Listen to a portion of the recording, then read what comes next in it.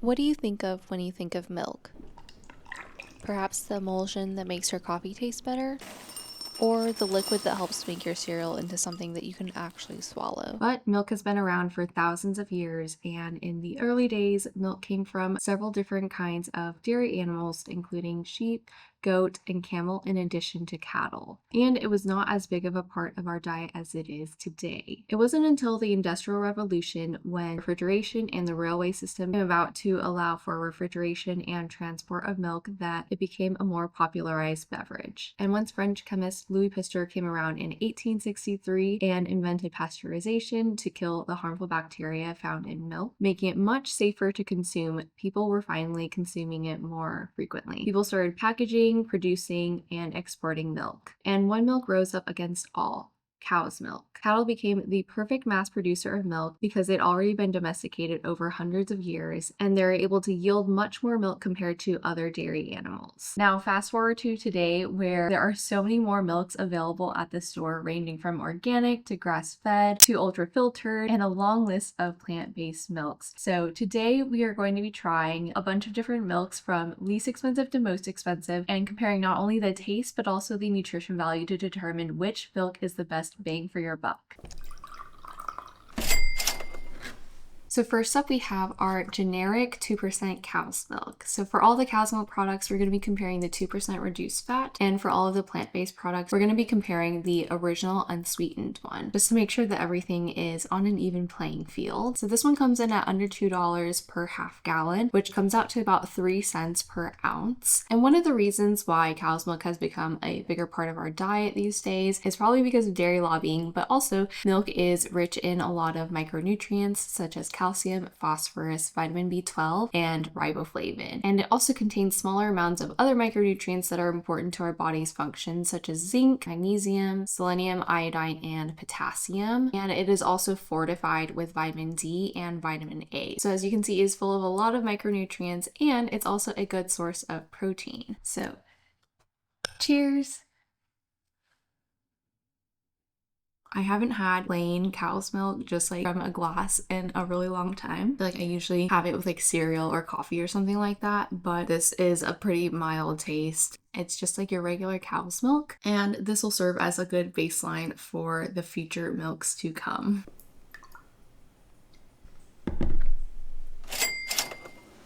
Next up, coming at about 6 cents per ounce, we have almond milk. So this is double the price of regular generic cow's milk. And almond milk, I feel like, was one of the first plant-based options to be available besides soy milk. Soy milk has kind of been around for a while. Now, one thing that I will say about almond milk is that it is not quite as nutrient dense as one would think. So it has a lot less calories compared to cow's milk. For reference, cow's milk generally has about 110 to 150 calories per cup. That just depends on what percent fat you are getting. And almond milk is generally about 30 calories per cup if you're getting the unsweetened version. So in terms of nutrition value, it is not a great source of protein whatsoever. Despite us thinking that nuts has a lot of protein, almond milk actually does not, because if you think about how almond milk is being made, you're getting very little content of the actual nuts itself. So it does not contain any of the protein in the nuts, but it does contain vitamin E, which is found naturally in almonds. And almond milk is typically fortified with calcium and vitamin D. However, it has much less amounts of potassium, magnesium, and phosphorus compared to cow's milk.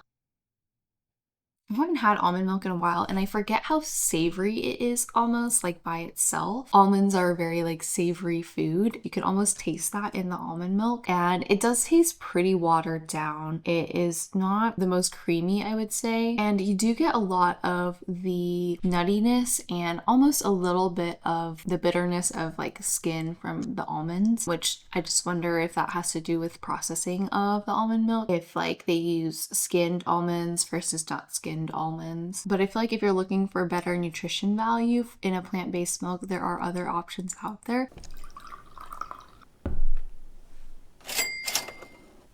Next up, we have a milk that comes in at a slightly higher price point. This one is the soy milk at about 7 cents per ounce. Now, if you do get the generic, it is cheaper. And I actually was trying to find a non-organic one that was unsweetened, but they don't have that available. The original one, which does contain extra sugar added to it, is a lot cheaper than the organic unsweetened one. So that one comes in at about 5 cents per ounce and is even cheaper than the almond milk. So if you are going for an unsweetened soy milk, you do have to pay a little bit of a premium, but I would say that soy milk is actually the most comparable to cow's milk in terms of nutrients and calories. So soy milk is also a good source of protein. It's about 7 to 8 grams of protein per cup, and it's fortified with calcium, phosphorus, vitamin A, vitamin D, vitamin B12, and riboflavin, and is naturally a good source of magnesium and potassium. So I would say that if you are looking for a good plant-based alternative to milk that is really comparable in terms of the nutrition value, then soy milk would be the one.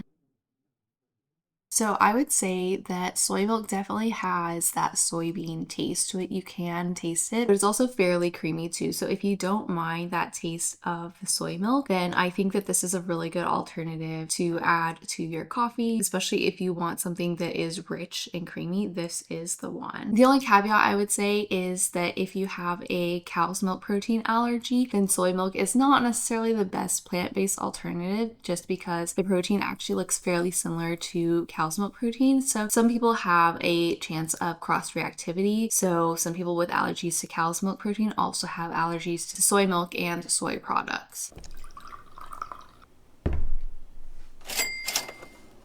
Coming in at 7 cents per ounce, we have oat milk. Strangely, when I was first pouring this out, I was a little alarmed by how watery it looks, so I tried to shake it up some more and pour it out, and it still looked very watery, so that has me a little concerned. I don't know that I've necessarily had oat milk by itself before, so this will be my first time trying it, but looking at the nutrition value of oat milk, it is fairly similar actually to almond milk in that it is a little bit lacking in the nutrition department. So it is another low-calorie milk, and this one has only 40 calories per cup. And despite us thinking that oats is a good source of protein, oat milk, however, is not a great source of protein. This actually contains less than 1 gram of protein, which is less than the almond milk. It is, however, fortified with calcium, phosphorus, vitamin D, vitamin B12, riboflavin, and vitamin A, which are all the main vitamins and minerals that are available in cow's milk. So in that sense, it is comparable. It's just a lot lower in calories and protein. So the macronutrient distribution isn't quite there. I feel like oat milk is a great option for someone that has a lot of allergies because this does not contain dairy, it doesn't contain soy or nuts, which are 3 of the more common allergens. So let's go ahead and try the oat milk. I am just a little bit suspicious of it.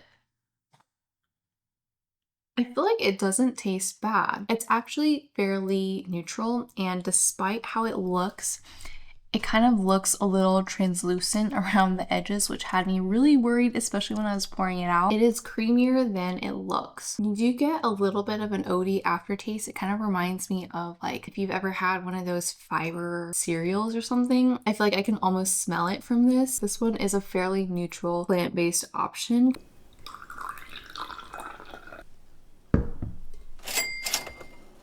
Next up, we have A2 milk, which I was actually originally going to buy the A2 brand, but they did not have the 2% at my store, so I got this instead. Volman's also does have A2 milk. Actually, in fact, I'm pretty sure that all of the milk that they produce is A2. So the A2 brand milk actually comes in at about 8 cents per ounce, but the Volman's, however, it comes in at about 5 cents per ounce after you account for the $2 that you get back for returning the jug. So this is actually a little bit cheaper than original sweetened soy milk. It's got the same nutrient value as the regular generic cow's milk, but the only difference is that this milk comes from A2 cows. So A1 and A2 are 2 different casein proteins that cows can produce, and regular cow's milk has both A1 and A2 proteins, whereas A2 milk has only A2 proteins in it. A2 milk has been proposed to be more tolerable and better digested, especially for individuals that have lactose intolerance, despite the fact that it is not lactose free. However, there is not really enough evidence right now now at the moment to say that A2 milk is better than regular milk. A lot of the studies that have kind of pointed to or shown that A2 milk is better than regular milk have actually been funded by the A2 company. That always makes me a little bit suspicious because I wonder if all of the results are being published or if they are only selecting the ones that are favorable towards them. Other studies on A2 milk that are not funded by the A2 milk company have mixed results in terms of whether or not A2 milk is actually more beneficial than just regular milk. So do what you will with that information. I feel like it's still a little bit too early on in the literature to make a definite decision on whether A2 milk is better than regular milk. However, there are no downsides to drinking A2 milk. So I feel like if that makes you feel better about the milk that you're drinking, then by all means go for the A2 milk.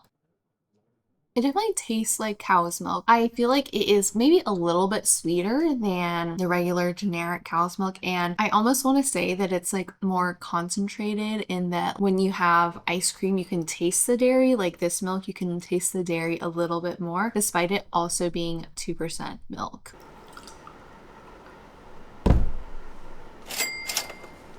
Next up, coming at almost 9 cents per ounce, we have Ripple milk, which is a pea protein based milk. So this one I would say is also fairly similar to cow's milk in the micronutrient and the macronutrient distribution. So kind of like soy milk, it is a little bit less calories than cow's milk, but does contain 8 grams of protein and is also fortified with vitamin A, vitamin D, vitamin B12, calcium, and phosphorus. It also does have a small amount of magnesium that's naturally occurring, but is not fortified with riboflavin. So riboflavin is one of the B vitamins and is important in helping our body to produce energy. And B vitamins are most commonly found in animal products. So if you are a plant-based eater, then that's something that you probably need to look out for is, are you getting your B vitamins? So I'm actually a little scared to try this one because I went through like a vegan protein powder phase in college where everything was made of pea protein and I had a lot of it, and now I feel like I'm a little averse to pea protein and I cannot stand the taste of it anymore. So I don't know if I'm going to like this. This is also unsweetened too. So the good thing is that it does not smell like any of the pea protein powders that I used to take. So that's a good sign.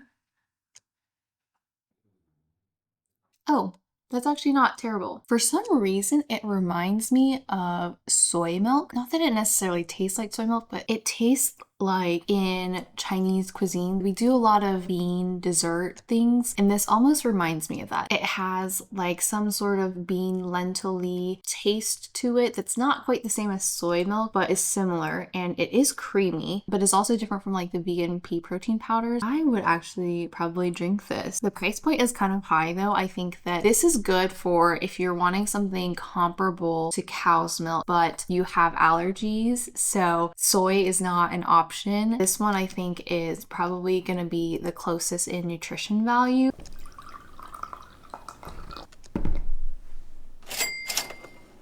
We are back again to cow's milk. So I have this Mootopia. I meant to buy the Fairlife 2% milk. However, they were totally out of it at my store. So I just had to buy the generic one. I didn't feel like it was fair to compare either like the fat-free one or the whole milk version of it. So I wanted to make sure that we stayed true to the task and compare the 2% one. So the Fairlife 2% milk comes in at about 10 cents per ounce, whereas this generic version of it comes in at about 8 cents per ounce. So it is a little bit cheaper if you can get the generic, if you have it at your grocery store. I'm not quite sure what the differences are in terms of taste because I actually haven't had that Fairlife one before or compared it side by side with this, but would love to in the future if I can actually find it at my grocery store. So the thing about this ultra filtered milk is that it is the same calories as regular milk but contains 50% more protein compared to regular cow's milk. So if you are someone that is looking to up your protein intake, then I think that this is a great option. Each cup has about 13 grams of protein in it, so that is quite a jump from the 8 grams in regular cow's milk. And it pretty much has the same micronutrients as regular cow's milk does. So really you're just paying for the extra protein per ounce. Honestly, I really don't taste a difference. So I think that if you can afford it, this is a great option to get some extra protein into your day.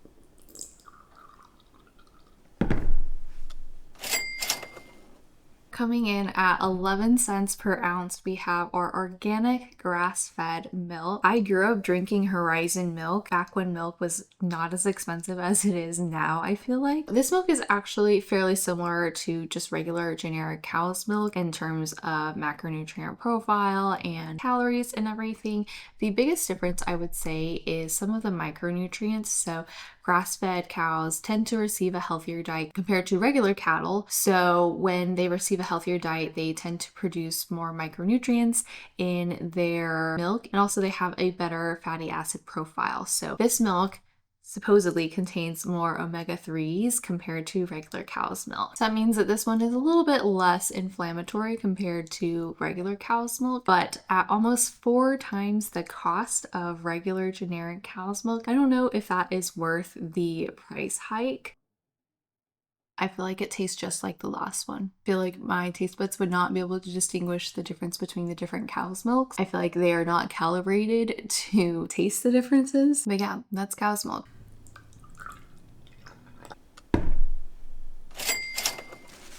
We have arrived at our last milk, and this one comes in at a whopping 18 cents per ounce. This was almost $12 for this half gallon. So I've never had goat's milk before. The macronutrient profile is pretty much the same as regular cow's milk. The differences are in the micronutrients. So it contains significantly less zinc, selenium, folate, and vitamin B12. And specifically, the low folate content can lead to folate deficiency. Obviously, you can get folate in other sources, but unfortunately in the hospital we have actually seen some families give their infants exclusively goat's milk, which is very, very inappropriate. That should never be done because it actually can lead to very harmful consequences in the infant, because that is not what they're supposed to be drinking at that age. They're not even supposed to be drinking cow's milk until a year old. So I have a little bit of an aversion to goat's milk, or just a mention of goat's milk, because of some of those experiences seeing patients that have been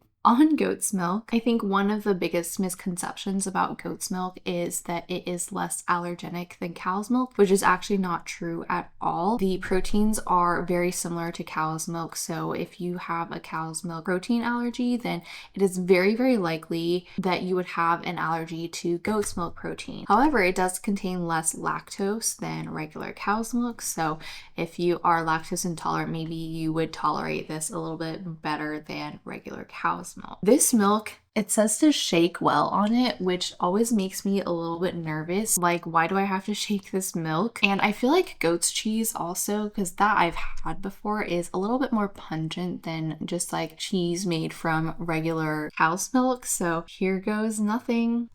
Cheers.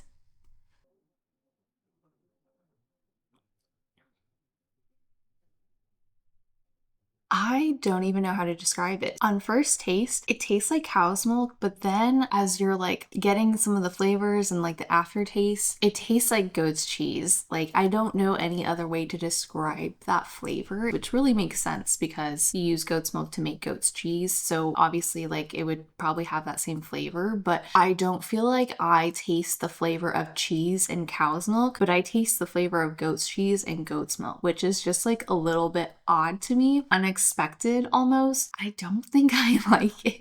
I mean, I'm sure there's people out there that like goat's milk, and that is totally fine. I wish you the best. It's not any easier to digest than cow's milk because it's fairly similar. The only difference is that it's less lactose. And also for that price, I feel like you may be better off with purchasing a different option that is lower in lactose. So we made it to the end of trying all of the milks, and I have to say that I think my top winners for the most bang for your buck are probably the ultra filtered milk, especially if you can get the generic one, because for that one I feel like you're getting all of the micronutrients of regular cow's milk, but you're getting the added benefit of extra protein. And if you're lactose free, then I feel like that is a good option for you. My other winner, I have to say, is probably the soy milk if you are plant-based or vegan. So I feel like that one is the most similar to cow's milk in terms of macronutrients and micronutrients, and it's definitely lower on the cost side, even if you are buying the organic one. So those are my top winners for the most bang for your buck nutrition wise. Let me know if there are any other milks that you have tried that you really like. I know milk is a hot topic nowadays, but I hope that you enjoyed this video. If you did, please be sure to give it a like and subscribe, and I'll see you next time. Bye.